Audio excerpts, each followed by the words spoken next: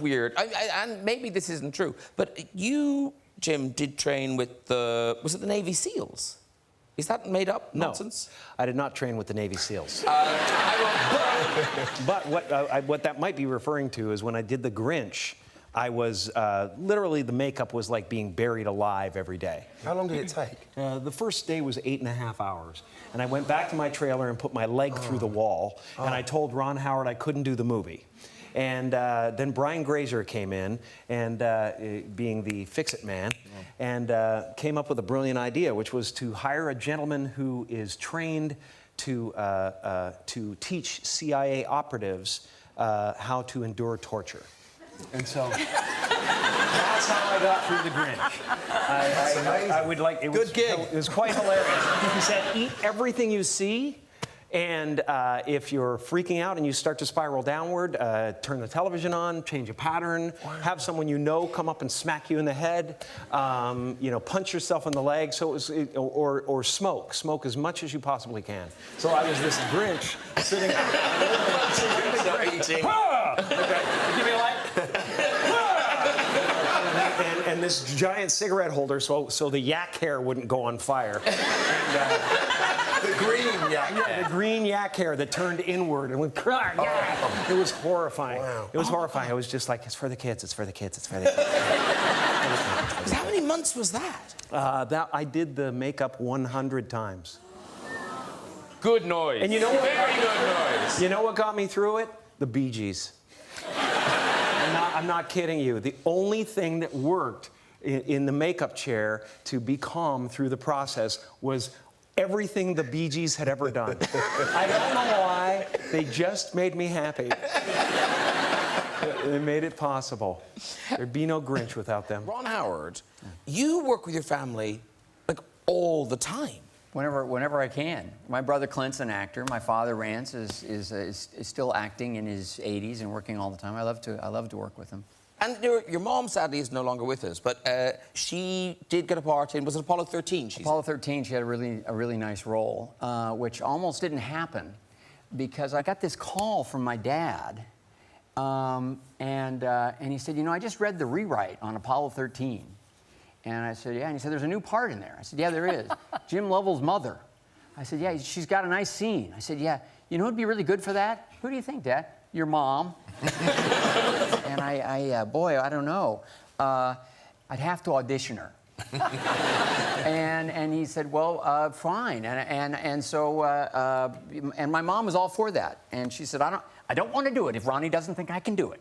So I went over to their house and we worked through the scene, and she was great, and we did it in a couple of takes, and I've never been prouder, and she even got written up in the New York Times Review, and it was wound up being a great moment. She played Jim Lovell's mother. It would have been worse if you hadn't given her the part after the audition.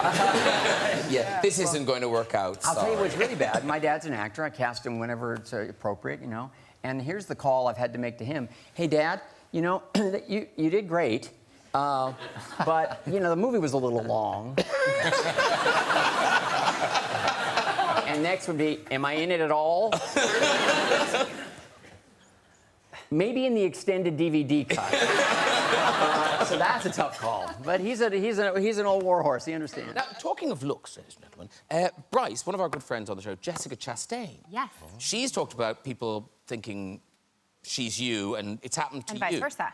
And in fairness, you do look quite alike. Here's Jessica. There's you. That's I mean, it is what Jeff said, but it's like really, really, really true. Like, it's very flattering to me. Like, she's unbelievable. But what I didn't understand was that it was happening before either of you were famous. Yes. So I went to school in New York. I went to NYU, and Jess went to school in New York as well. She went to Juilliard, and there were many times, I remember this distinctly, there were many times, first time it happened, I went into a Starbucks, and where people would mistake me for someone named Jess.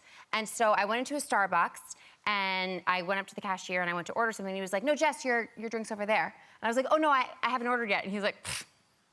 Like, what are you That's so Jess. Like, That's you're so Jess. toying with me. And I just remember being kind of like, it was like a little unnerving because he was so certain that we were the same person. And then a lot of friends, like later in years to come, would say, oh my gosh, there's this there's this woman named Jessica Chastain, and you guys are, you know, you could totally be sisters, and yeah. And then what's weird is it happens to you as well, Tandy. Oh, a lot. Who's your lookalike? Zoe Saldana. And in fairness, here's a picture. I mean, it is, you know, it's... Yeah. Even you can see it. I know. Yeah. Well, it happens when people to my face come and talk to me. People who I've known, like, for example, bless her heart, Victoria Beckham, who I've met a few times, OK? And we're in Soul Cycle in LA, and we're talking away, and this close, Jeff, OK?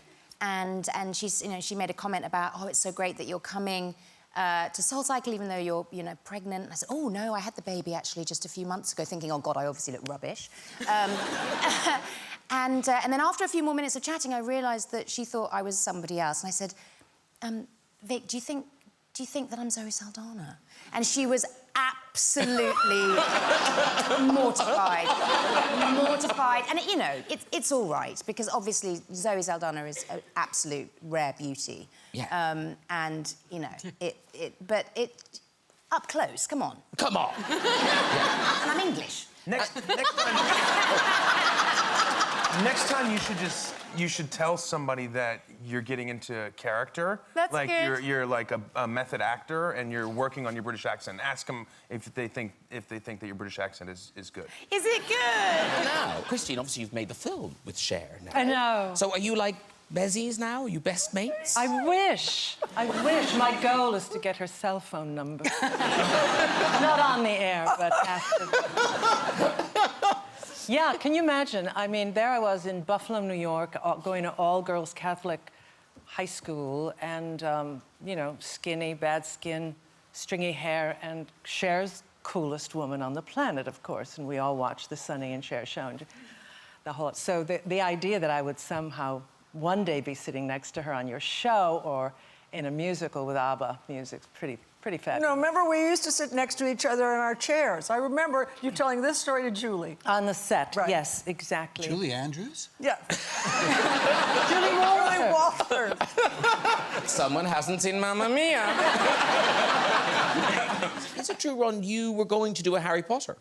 No, I wasn't going. There was a moment when there was a kind of a list of candidates, and they reached out to me at that point to talk about it, and I read the books, and the books were fantastic. But in all honesty, I have just finished doing The Grinch with Jim Carrey, and that was a fun, fascinating, but unbelievably challenging and difficult production. And I just sort of said, I don't think I want to be in fantasy world again for another few years. And I wanted to do A Beautiful Mind, which was a great opportunity and a different kind of a story. But then, I mean, it became Harry Potter. I knew it was good, and you know, maybe that would have been our opportunity. I mean, you know, but You missed Professor Sprout. I did. Yes. I did. But Honestly, it's not the most important moment in my life. no. Tell you that. In lockdown, did you finally get to watch it? No. It's not my kind of thing, you know. I'm not interested in fantasy. I did it, as I do everything, for the money. And that is true. Fair enough. That's true. Bryce, you know, you've done directing. You directed The Mandalorian, and you've done documentaries and things. And you had this extraordinary thing of growing up with the Oscar-winning Ron Howard, your dad. Yep. So, did you learn things for him, or is it just that was just your? That's my dad. Is he just your dad? Can you see him as a director? Oh, yeah, no, absolutely. And when I was a kid, I wanted to be on set constantly. And he set a really good example always. Like, you know, sometimes actors do go through things that cause, you know, a tremendous stress, and yet you need to move forward. And Jim Carrey on The Grinch, getting all of his makeup on He's was talked about it on here, yeah. so intense. And they actually had him collaborate with a Navy SEAL to train him how to withstand torture, because it was that intense for him. And so one day, my dad just showed up on set with Jim's entire outfit on to just be like, listen, I was in the chair for 6 hours also this morning, and I understand that it's hellish, and I'm going to work today as the Grinch. Yeah. Yeah. Not tomorrow, but I'll do it today. Exactly.